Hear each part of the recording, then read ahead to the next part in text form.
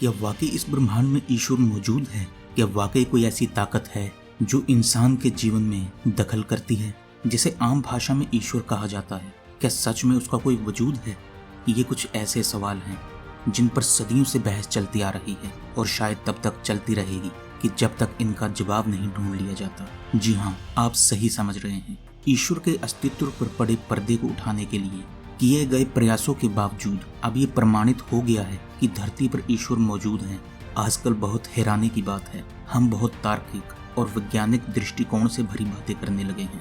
यकीन कीजिए, ईश्वर से जुड़े इन सवालों को वैज्ञानिकों ने भी अपनी वैज्ञानिक तकनीकों की सहायता से ही सुलझाया है। वैसे कभी कभी आपको हैरानी नहीं होती कि एक ओर तो हम पूरे ब्रह्मांड की रचना का श्रेय ईश्वर को देते हैं और दूसरी ओर उसके वजूद पर भी संदेह करते हैं।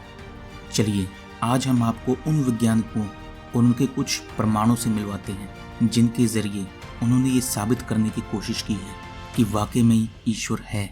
ये घटना है 1989 की, जब एक रूसी डॉक्टर एजाकोव के नेतृत्व में वैज्ञानिकों के एक दल ने साइबेरिया के एक अनाम स्थान पर खुदाई करनी शुरू की।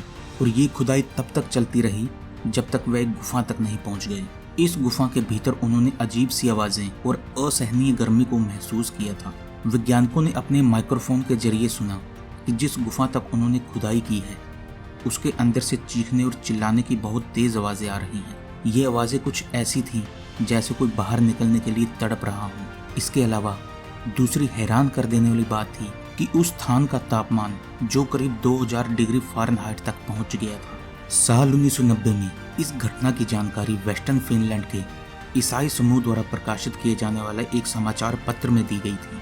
इसके बाद अमेरिका के न्यूज़पेपर में भी इस घटना को पब्लिश किया गया था और जिन आवाज़ों को रिकॉर्ड किया गया था उनको इंटरनेट पर लोकप्रियता मिली।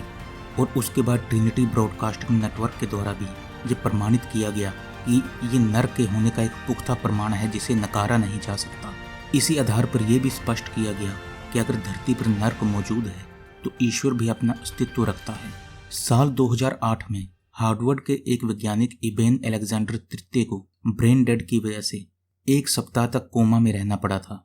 लेकिन जब वो कोमा से बाहर आए तो उन्होंने कुछ बेहद चौंकाने वाले खुलासे किए जो स्वर्ग के अस्तित्व से जुड़े हुए थे। कोमा के दौरान जब उनके ब्रेन को स्कैन किया गया तब डॉक्टरों ने पाया कि ब्रेन का वो हिस्सा जो सुनता है, समझता है और कार्य करने के लिए प्रेरित करता है वो पूरी तरह से बेकार हो चुका है। इसलिए डॉक्टरों की भी यही राय थी कि भले ही उनकी सांसें चलती रहें लेकिन संभावना है कि वे पूरे जीवन ब्रेन डेड की स्थिति में ही रहेंगे।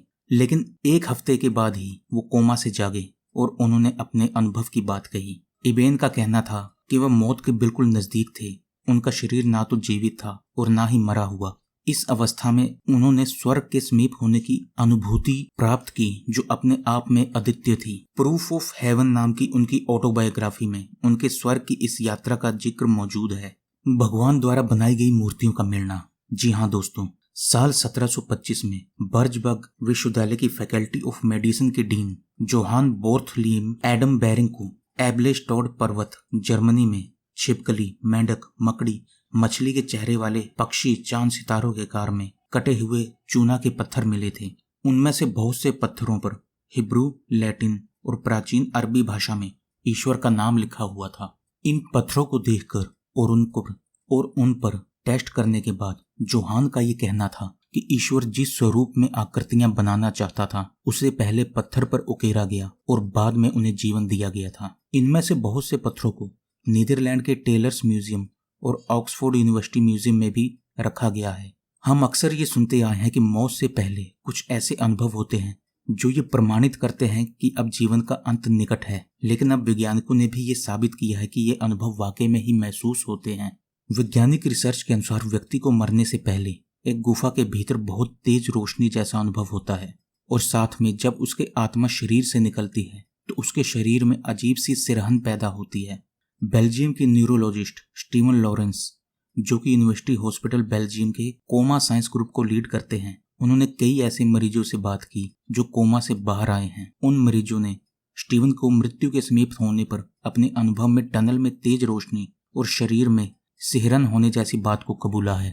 वो ये कहते हैं जिसने इस यात्रा का अनुभव कर लिया उसके भीतर मौत का भय समाप्त हो जाता है। दोस्तों, है न कमाल की बात।